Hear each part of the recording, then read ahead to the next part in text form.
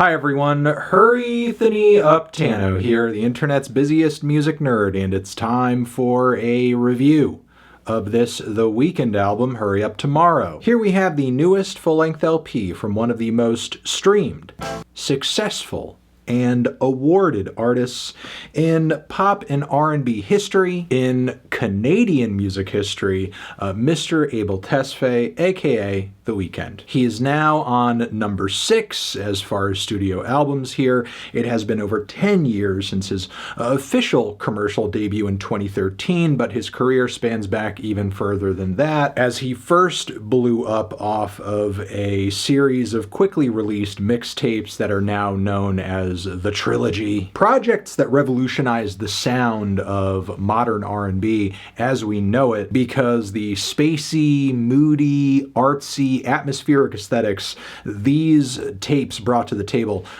really dominated the R&B field for the better part of the decade to come. Now, Abel was far from the only artist contributing to this trend. Of course, going over the greater alt R&B wave of the 2010s would be a totally different video in and of itself. But what is undeniable is that Abel was most definitely the most impactful among all of his competition. Even as he signed with a label and began to streamline his sound a bit more, dabble in just more straight up pop tunes, with career-defining singles like Starboy as well as Can't Feel My Face. Keep in mind, I'm covering a lot of ground and a lot of years here in a short introduction, because there are definitely different eras to Abel's career at this point. One of the biggest make-or-break moments of his career so far came in the shape of his 2020 album, After Hours, a record where he took The Weeknd in a direction that was just so unapologetically pop, and not just pop, but vintage 80s synth pop with an electro twist sometimes too. And this was such a big departure from the sound that Abel was usually known for up until this point, even with the very versatile Starboy under his belt. But the album ended up being the biggest commercial smash of his career, with soaring, hyper-melodic anthems like Blinding Lights that once again put him in a place where the rest of his competition is playing catch-up with the trends that he's setting. Now, the years to follow from here for The Weeknd have been a mixed bag of highs and also lows. We have seen him nail down some incredible accomplishments, like arguably one of the best Super Bowl halftime show performances of all time, along with the release of his much more experimental and cinematic Dawn FM album. But then on the flip side, you also had that 2022 tour that he had to end abruptly, some shows where he was having some vocal issues. There was also his recent HBO Idol series, which got canceled after one season and led to a lot of widely embarrassing and weird scenes and snippets that even his most hardcore fans couldn't really stomach. So yeah, the road Abel has been on as of late has been a bit bumpy, that is true, but he's still been able to come through on the ambitious promise of completing what is essentially here a new trilogy to match the one that got his foot in the door years ago. So now we have After Hours, then Dawn FM, and finally Hurry Up Tomorrow. A grand finale of sorts that is 22 tracks long and almost 90 minutes in length. And it has a presentation about it that honestly is pure cinema, especially considering the full range of mixes and production from the likes of Mike Dean, also frequent collaborator Daniel Lopatin, aka One O Tricks Point Never. And while Abel sadly is not working with Daft Punk again on this album, I guess you could say he got the next best thing, as there is musical contributions on this record from amazing French house duo Justice, and electronic music legend Giorgio Moroder is also credited on the track Big Sleep too. But more important than all of that is just how this very lengthy, very massive album flows, as there are a ton of jaw-dropping transitions that bring us from one track to the next. Meanwhile, there's also a multifaceted narrative to this entire record that essentially goes into the highs and lows of this most recent stage of Abel's career. We see him wrestling with fame and addiction and isolation, as well as insecurity. All this as he provides songs and instrumentals that either see him breaking new ground or kind of expanding on a lot of the sounds and ideas that the Weeknd brand is known for. I mean, even as someone who hasn't always been the biggest fan of Abel's past works, it's impressive and fully leans into the high concept direction that Dawn FM dipped its toes into years ago, which I think is a really admirable risk given that that album was not the giant commercial smash that it could have been, certainly not in comparison to After Hours. I mean, sidebar here, but I think we simultaneously live in an era of just very open artistic freedom, but also very narrow expectations in terms of what audiences want, or what makes a song very streamable and algorithm friendly. But as an artist who has succeeded under that model now for years, I'm sure Abel understands on some level that he is really departing from that on a record that is as lengthy and as demanding as this one. And yet, he decided to put out this very indulgent piece of work anyway, which, again, ballsy, but how great the music actually is on this record, that's the serious kicker. The opening track is a killer piece of Michael Jackson worship with an incredible vocal performance, pumping synth sequences. The production on this thing is so Quincy Jones, so Thriller era. Justice also contributes to this track too, and the beat goes nearly as hard as anything off of their classic album Cross. Here and there across his career, Abel has been flirting with the level of influence Michael Jackson has on his music, and I love how he's just going full throttle into that direction on this track and just smashing it into a million tiny pieces. Meanwhile, the following track, Cry For Me, as far as the melodies and overall aesthetics, feels very much like, you know, early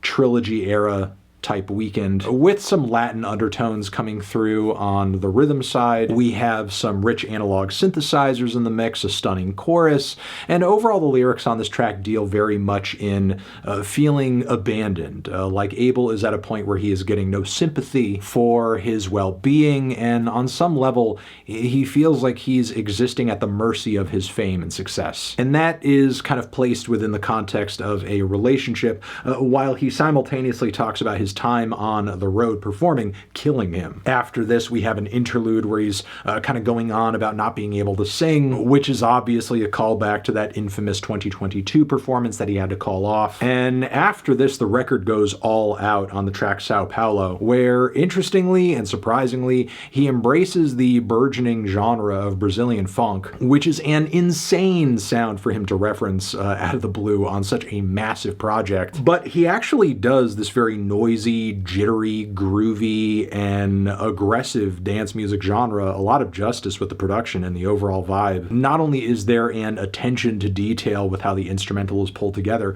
but he kind of elevates it in a way that makes sense within the context of the very spacey, typically moody music of the Weeknd. And while I do think there is an argument that this track does run a little long, and a few others deeper into the track list that we'll talk about deeper into the review, but I will say the experience of this album overall, it's very much an immersive type of odyssey, and I'm not sure that feeling would have been accomplished if a lot of these songs were kind of like whittled down to just 2 minutes and change. Following this, the track Baptized in Fear kicks off a bit of a moody passage on the record. It is a dramatic synthy ballad that feels like something out of the Beauty Behind the Madness era, but simultaneously it is a much more chilling tune than anything that came out of that record, as Abel describes having some kind of like paralytic near-death experience in a bathtub, with slow, persistent kick drums and descriptions of some kind of shadowy figure laughing at him. It's absolutely frightening and genuinely nightmarish. But this track bursts eventually into some really thrilling, danceable electro beats on the song Open Hearts, which is just a stellar contrast and an amazing anthem all around. Abel is once again on his 80s shit, really going back into his After Hours era with soaring melodies, high-grade synth work, especially on the chorus as these chords are kind of like gliding and dancing along the beat. Bing, bing, bing, bing, bing, bing, bing, bing. Now after this, there are, I think, a few lulls in the track list a little bit, as it tends to really start to drown deep in its story and its narrative. The song Reflections Laughing, I think, could have been almost even absorbed into the opening night interlude, as the track does kind of feel like more of an extended motif than an actual song. We have this sparkling acoustic ballad passage, followed by more soaring vocals, a synthesizer build, this and sound effects that very clearly show Abel coping with his life on the road at the time by using substances and kind of self-isolating. The vocals begin to slow down as the entire world, the sound of it becomes kind of dark and murky and woozy. This introduces a vocal passage from Travis Scott where his vocals are all pitched down. Oh, everything's getting, slow-mo or falling into an abyss of sorts. Again, I love the various sounds and sections of these moments and what they're all conveying. I just think it all could have been brought together maybe a bit more efficiently, but maybe that's not like a priority that's on your mind when your record is kind of already spanning past an hour. Musically and songwriting-wise, things pick back up on the track Enjoy the Show, which is a luxurious ballad with some chipmunk vocal chops hanging in the background. It's a beautiful cut all around vocally and production-wise, but it's maybe the most bittersweet track on the entire record in the most extreme way, as the sound of this tune is so soothing, and yet the content essentially invites listeners and fans to watch Abel's downfall and self-destruction as if it's just entertainment. Meanwhile, there is an amazing and surprising future feature on this song where he is just singing his ass off legitimately and seemingly in his feels over a woman. Rarely is Future getting this vulnerable and emotional these days. Given Up On Me is another track in the track list that seemingly throws things back to the original trilogy era with some, kind of minor improvements on the vocal front, on the production front, though maybe not so great it'll leave a longtime fan stunned. I mean, for sure, those synthesizers and Mike Dean mixing cannot be beat, but simultaneously I have to wonder whether or not this track adds that much narratively and musically to this very lengthy, very dense album, even if the intimate piano and vocal passages on the back end are pretty great. Following this, we have the very dreamy and sweet I Can't Wait to Get There, which is a very catchy and soulful highlight, and then a very stark contrast to Timeless featuring Playboi Carti. This was obviously a big single in the lead up to the album, especially given its feature, but I think it stands as one of the weaker moments on this project, especially given how repetitive it is, how little Carti seems to contribute to the track vocally in comparison with Abel, and content-wise, I don't think it's as compelling as a lot of everything else here too. Meanwhile, Niagara Falls seemingly throws it back to more original trilogy-era storytelling where Abel's kind of reconnecting with somebody in a romantic sense, but they're not exactly single at the moment. However, it's still the past he has with this person that is somehow drawing them together once again. But following this, I think the record moves into a very strong final leg, just so long as you are cool with the synths coming back in a big way and Abel really leaning into the ballads, as Take Me Back to LA is a dazzling piece of synth pop where Abel is crooning about missing LA and wanting to be isolated for a number of different reasons, but then eventually coming to the conclusion that he hates being alone. But then Big Sleep is another soundtrack-worthy moment that is absolutely chilling, as we have a very grim series of synth chords on this cut attached to more themes of dying and falling asleep forever, which contrasts pretty strong from the following two tracks, starting with Give Me Mercy, which feels almost like an emotional epiphany of sorts. Musically, this track also kind of feels like the record is coming out of the darkness, which the song Drive doubles down on in its own way, as this track kind of sees Abel gaining back a thirst for life. And I know structure-wise this may not be the most thrilling or hard-hitting track on the entire record, but it is still nice to hear a tune that sounds essentially like a ray of light in a track list that up until this point was sounding pretty dark and dire. However, it doesn't take long for the skies to get a bit cloudy again on The Abyss featuring Lana Del Rey, but while the music does turn a bit more gray at this point, there is a message of love and devotion coming through on the lyrics of this song, and I feel like this is matched with the following Red Terror. To end things off on the album, though, we have some very epic statements on popularity and fame to tie things up. We have Without a Warning, which is just so absolutely anthemic. The crowd crowd will scream my name. The performance on this song is just so frickin' righteous, and Abel truly sounds revitalized and assured once again in what he's doing and why he's doing it, even if it ends up in vain or there are people who are sort of rooting against him. Then we have on the closing track him saying that he wants to see heaven, and again, it's kind of like a bright shining horizon at the end of this very dark experience. But yeah, overall, very impressive and very epic record from Abel on this one, and I think even despite some weaker moments around the midpoint of the record, a few lulls here and there, very over the top and impressive way to end this trilogy. And even if this record doesn't end up being as big of a commercial smash for him as some of the releases he has put out in the past,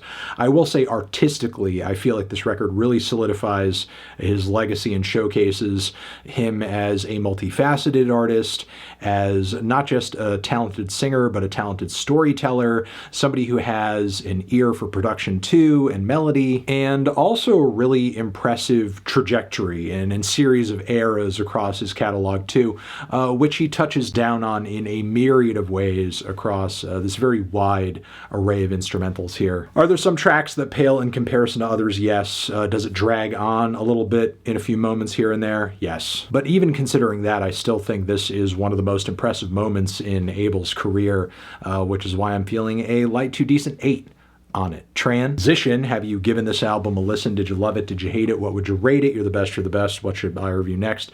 Hit the like if you like. Please subscribe and please don't cry. Hit the bell as well. Over here next to my head is another video that you can check out. Hit that up or the link to subscribe to the channel. Anthony Fantano, The Weeknd, forever.